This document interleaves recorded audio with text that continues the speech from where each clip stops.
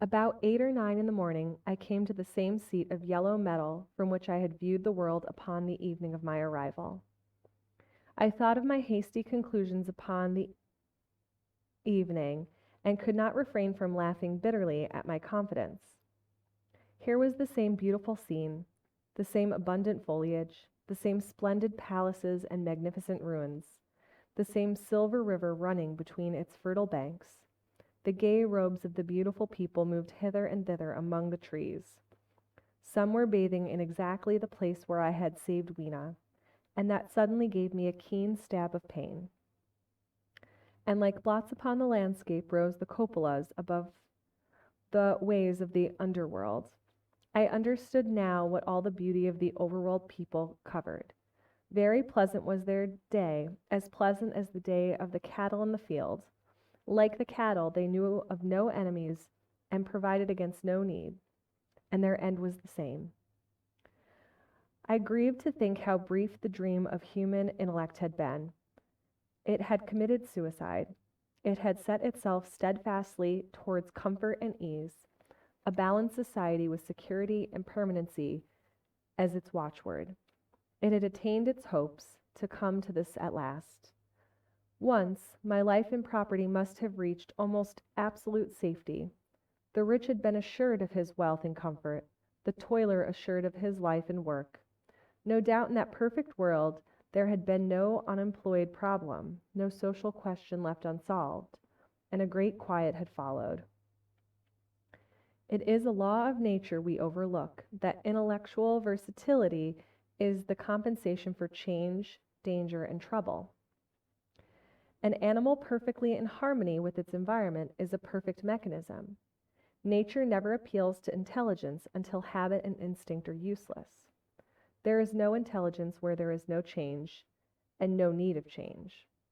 Only those animals partake of intelligence that have to meet a huge variety of needs and dangers. So, as I see it, the upper world man had drifted towards his feeble pettiness, and the underworld to mere mechanical industry. But that perfect state had lacked one thing even for mechanical perfection: absolute permanency. Apparently, as time went on, the feeding of the underworld, however it was effected, had become disjointed. Mother Necessity, who had been staved off for a few thousand years, came back again, and she began below. The underworld being in contact with machinery, which however perfect still needs some little thought outside habitat, had probably retained perforce rather more initiative, if less of every other human character, than the upper. And when other meat failed them, they turned to what old habit had hitherto forbidden. So I say I saw it in my last views of the world of 800 and 2701. It may be as wrong an explanation as mortal wit could invent. It is how the thing shaped itself to me, and as that I give it to you. After the fatigues, excitements, and terrors of the past days, and in spite of my grief, the seat and the tranquil view and the warm sunlight were very pleasant. I was very tired and sleepy, and soon my theorizing passed into dozing. Catching myself at that, I took my own hint, and spreading myself out upon the turf, I had a long and refreshing sleep. I awoke a little before sunsetting. I now felt safe against being caught napping by the Morlocks, and stretching myself, I came on down the hill towards the White Sphinx. I had my crowbar in one hand, and the other hand played with the matches in my pocket. And now came a most unexpected thing. As I approached the pedestal of the Sphinx, I found the bronze valves were open. They had slid down into grooves. At that I stopped short before them, hesitating to enter. Within was a small apartment, and on a raised place in the corner of this was the time machine. I had the small levers in my pocket, so here, after all my elaborate preparations for the siege of the White Sphinx, was a meek surrender. I threw my iron bar away, almost sorry not to use it. A sudden thought came into my head as I stooped towards the portal. For once at least I grasped the mental operations of the Morlocks. Suppressing a strong inclination to laugh, I stepped through the bronze frame and up to the time machine. I was surprised to find it had been carefully oiled and cleaned. I have suspected since that the Morlock had even partially taken it to pieces while trying in their dim way to grasp its purpose. Now, as I stood and examined it, finding a pleasure in the mere touch of the contrivance, the thing I had expected happened.